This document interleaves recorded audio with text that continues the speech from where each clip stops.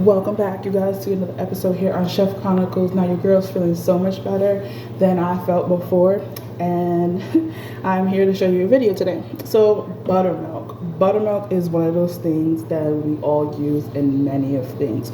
We can use it in baking, we can use it in cooking, right?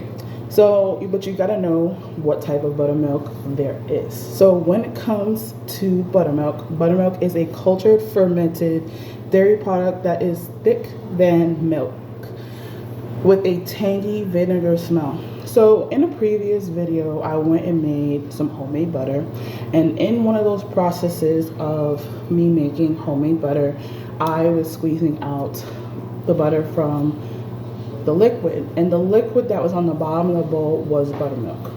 So if you want to go and check that video out, you could definitely go ahead and look at that one, and you can see that process being done. So buttermilk has a water milk protein sugar known as lactose, a low amount of fat. Now when it comes to buttermilk, there is 3 types of versions of buttermilk. And the first type is traditional buttermilk, which is leftover liquid from making fresh butter when turning. This type of buttermilk was left to sit out overnight to ferment, and this is most likely ones found on farms and can be thinner, milder, and sweeter. Okay, and then there is cultured buttermilk, what is usually what we all purchase in the supermarket near us. Cultured buttermilk is a dairy product that is made from pasteurized milk that has been mixed with bacteria cultures, which is fermented the milk, giving it that tangy consistency. That this can be thicker, creamy, with a tangy butter flavor from the acid.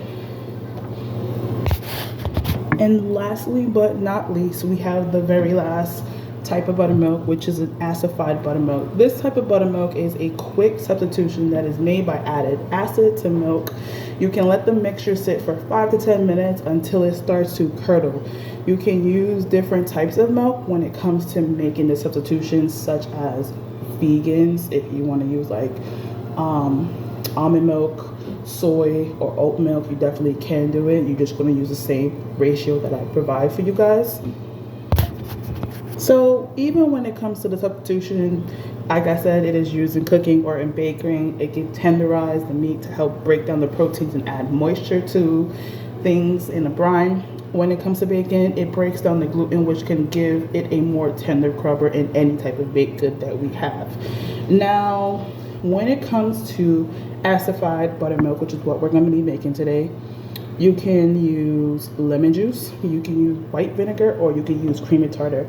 Now, the ratio that we're going to be using is a cup of milk to a tablespoon of any type of acid, which could be lemon juice, vinegar, or cream tartar.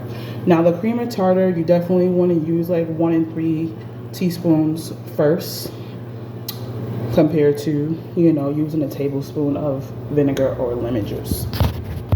And the difference between acidified buttermilk versus the cultural store-bought buttermilk that we buy in the stores is definitely the consistency. It can be thinner compared to what we buy in the stores, sharp and tangy compared to a buttery, deep, tangy flavor when we buy in the store. And buttermilk, which is cultured buttermilk in the supermarket, we use that for scones, ranch dressing, biscuits. But when you're using a DIY version of buttermilk, you could definitely use that for pancakes, muffins, and quick breads, right? So let's go ahead and get started. So I already gave you guys the ratio that I'm going to be using. Again, you could definitely use this for vegans if you want. So you can use 1 cup of milk, and I'm using whole milk today. You can definitely use different other milks if you want.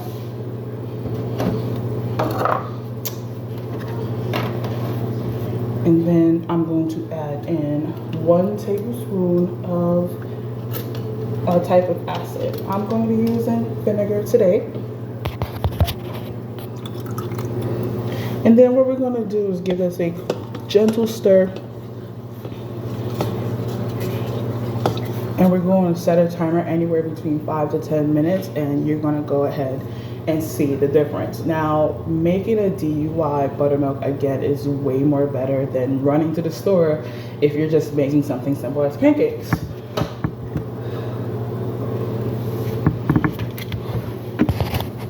Okay, so after the 5-10 minutes, and there you have it, your DUI buttermilk at home. Again, you can use that for any type of quick bread method, and this is just a simple quick video because I'm gonna go ahead and use DUI buttermilk to test out some other theories.